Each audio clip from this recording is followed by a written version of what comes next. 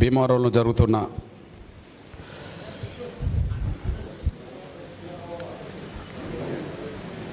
దళిత క్రైస్తవులకు ఎస్సీ హోదా పునరుద్ధరించాలనే డిమాండ్తో జరుగుతున్న నా ఉమ్మడి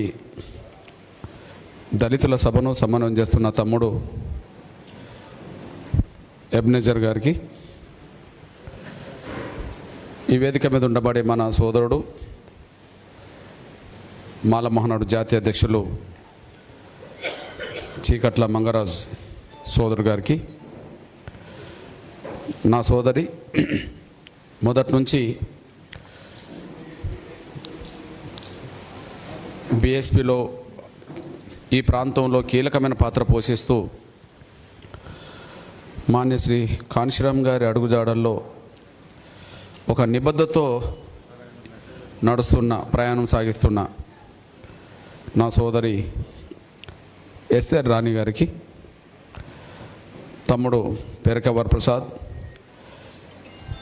ఎండి Ismail, Rajesh Khanna, bishop David Raj, Shyam Babu, Prem Kumar, Mattayya Raj, హానోజ్, Reuben, Sundar Kumar, Bhimarao, నా సోదరులు సిపిఐ జిల్లా కార్యదర్శి జాన్ వెస్లీ, ఇంకా వేదిక మీద ఉన్న నా సోదరులందరికీ, ఈ సభలో పాల్గొన్న నా దళిత, అదే సమయంలో అన్ని అణగారిన వర్గాలకు సంబంధించిన నా సోదరులైన, అలాగే పాత్రికేయ మిత్రులుంటే వారికి, ప్రతి ఒక్కరికి ముందుగా నా ఉద్యమ నమస్సులు, జై భీములు.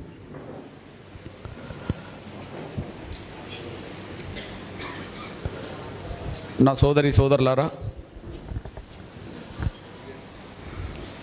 మార్చి 24వ తారీఖు నాడు సుప్రీంకోర్టు ద్వారా వచ్చిన ఏదైతే తీర్పు ఉన్నదో, దళిత పాస్టర్కి సంబంధించిన అంశం మీద వచ్చిన తీర్పు ఈ దేశంలో ఉండబడే కోట్లాది మంది దళిత క్రైస్తవులను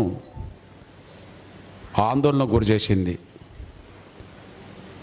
అభద్రత భావాన్ని కూడా గురి చేసింది, ఒక భయానికి లోన్ చేసింది. ఇక మన అస్తిత్వం, ఉనికి, మన సామాజిక వర్గం మొత్తం ఇక ప్రమాదంలో పడ్డది, బయటకు వచ్చి కూడా మనం తిరగలేని పరిస్థితులు పడ్డామని అంత భయాందోళనకు గురైన సందర్భం అది అనే విషయం మనందరికీ తెలుసు. అంత భయాందోళనకు గురి కావడానికి గ్రామాన ఆ తీర్పు ప్రభావం ఆవేదన కల్పించడానికి కారణం ఏంటంటే, మీడియా తీర్పును చాలా హైప్ చేసింది. వాస్తవానికి ప్లీజ్ ఆపేసేయండి, ఫోటోలు తీసుకొని ఆపేసేయండి. రైట్, వాస్తవానికి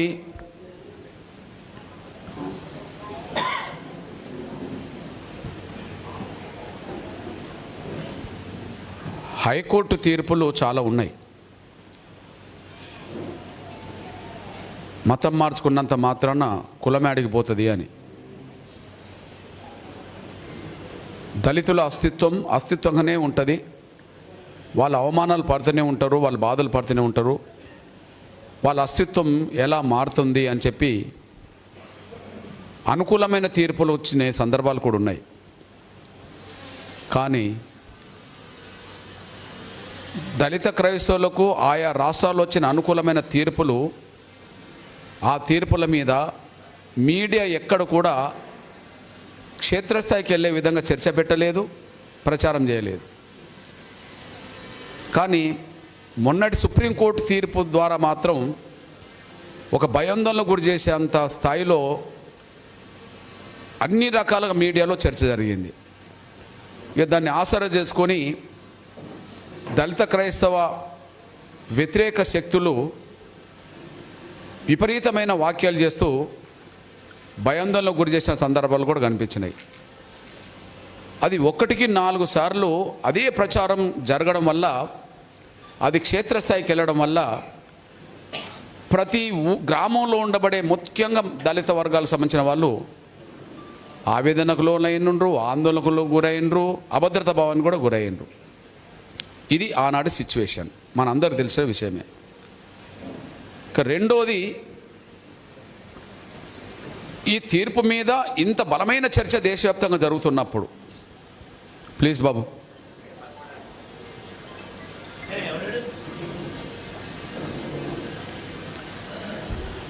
ఆ తీర్పు మీద 99% వ్యతిరేక ప్రచారం దేశవ్యాప్తంగా జరుగుతున్నప్పుడు, కోట్లాది మంది దళిత క్రైస్తవుల దళితుల హృదయాలు ఆవేదనతో ఇబ్బంది పడుతున్నప్పుడు, మన తరపున ఈ దేశంలో ఉండబడి ఏ బలమైన శక్తులు మన తరపున మన కండగా మాట్లాడిన సందర్భాలు కనిపించలే. ఒక 4-5 రోజులు చూసాం. ఒకవైపేమో దళిత క్రైస్తవ వ్యతిరేక వర్గ ప్రచారం పతాక స్థాయిలో ఉన్నది, ఆ తీర్పును అడ్డం పెట్టుకొని. మరొక వైపు ఎవరన్నా మనకు అనుకూలంగా స్పందిస్తారా అని చెప్పి ఎదురు చూస్తుంటే ఏ ఒక్క ప్రధాన రాజకీయ పార్టీ కూడా దాని మీద బలంగా స్పందించిన దాఖలాలు కూడా కనిపించలేదు. అప్పుడు అనిపించింది, ఓహో, దళిత క్రైస్తవ వ్యతిరేక శక్తులు బలంగా రోడ్డు మీదకి వస్తున్నాయి, కానీ మాట్లాడడానికి దళిత క్రైస్తవ సమాజ మిత్రులు అనబడుతున్న వాళ్ళు ఎవరు కూడా ఈ కష్టకాలంలో మనకు అండగా లేరు కదా అని చెప్పి కొంత అభిప్రాయం రావడానికి దారితీసింది. అట్లాంటి